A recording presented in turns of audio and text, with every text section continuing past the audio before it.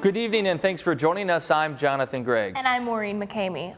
4 seats on the Oskaloosa City Council are up for grabs leading up to the November election. CRI is sitting down with the council candidates. What is your opinion on how the city now is raising money to do road work? Is it a better option than, say, raising property taxes, taking a loan out and then raising property taxes to pay off that loan? Well, it made the right move as far as the fee itself is going to generate new revenue for the city to put into streets. I didn't agree with adding another letter, which was G on the agenda item. That opens the door a little more broader to do other things. You're talking about the revenue purpose statement, the list that says exactly what the city can spend money on, and you think it just might be a little bit too broad? That's my opinion. It appears that the national economy is on very, very thin ice. We could be going into another recession. Now is not the time to be spending more money than we've taken in, like we've done the past 4 years. But is Iowa capable of as they say, bucking the trend? We have 6% unemployment. The national average is at 9 or 10. You mentioned our land prices are high. Our crop, corn and beans, they're high. Cattle prices are high. This year, we're estimated to have a surplus of between $500 and $700 million. Our reserve is projected, I read it off the legislator's website, to be more than $800 million. Is that good shape, or is that okay or bad? It is good for the situation compared to other states. Now, so it's just getting the government out of the way, and the people will produce the jobs. How can the president have any effect on consumer spending? How does it translate to what the legislation can do? You know, the opposite side of this argument. This is exactly why people are sick of Washington. Gingrich did talk about policy Tuesday night, including jobs creation, saying the difference between him and President Obama is the difference between paychecks and food stamps. How do we get paychecks into hands of Americans that aren't currently working? I think we have to have a program that cuts taxes and cuts regulations. I visited Oskaloosa business owner Bob Werson on Thursday to talk about what it's like to do business in Iowa. And we make power cords and cord sets. Let's take a look. Werson owns Interpower Corporation, making industrial-grade power cords for countries all over the world. This is an example of a part that's made for use in continental Europe. Werson started his business in Berkeley, California in the mid-1970s, but he moved it to Iowa in the early 90s because he could run it for much less. When you moved to Iowa, you saw immediate savings because of the tax climate and other things? Well, it wasn't just tax.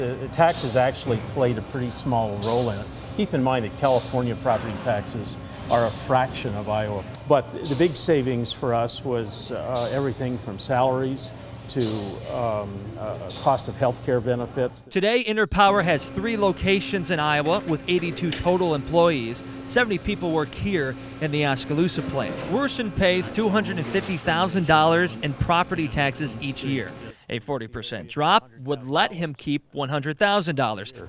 And what would you do with that kind of saving, money that you're not spending on property taxes? What happens to that money? Well, it stays in the business and gets invested in other kinds of things, investments that generally lead to creating jobs. Well, is Iowa still a good place to do business? It is, but I'm afraid that we're slipping. We have far too much government in Iowa, and that means a lot of overhead, and that's really the issue.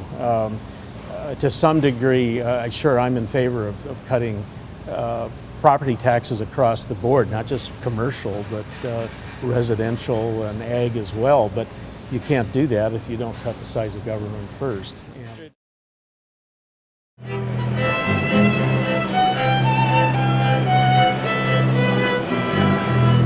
It's a familiar tune for state legislators to hear.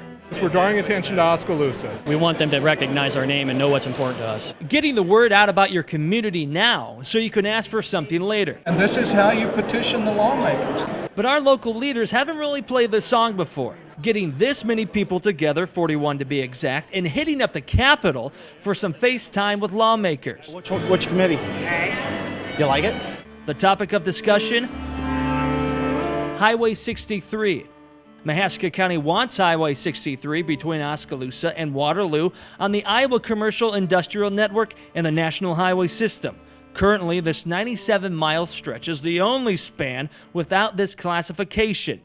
We need that piece to be in place in order for our section to serve other parts of the country and, more importantly, to serve our own businesses. These state and federal designations make getting money for repairs and construction much easier. And if offering up lunch is one way to get that message out, this group says absolutely.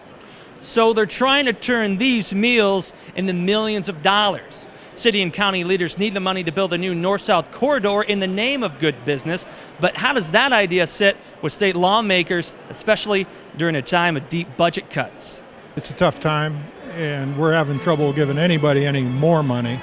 Oskaloosa Mayor Dave Kritzfeldt says this outing is just the beginning in the city and county's efforts to get Highway 63's needs on the radar of state politicians. Now, as we're priming the pump, trying to see if we can't get the awareness first, and then next year we'll go after the legislation. This is an opportunity to make initial contacts, as you suggest, to network with some people, find out who are the key people to talk to about their particular issues.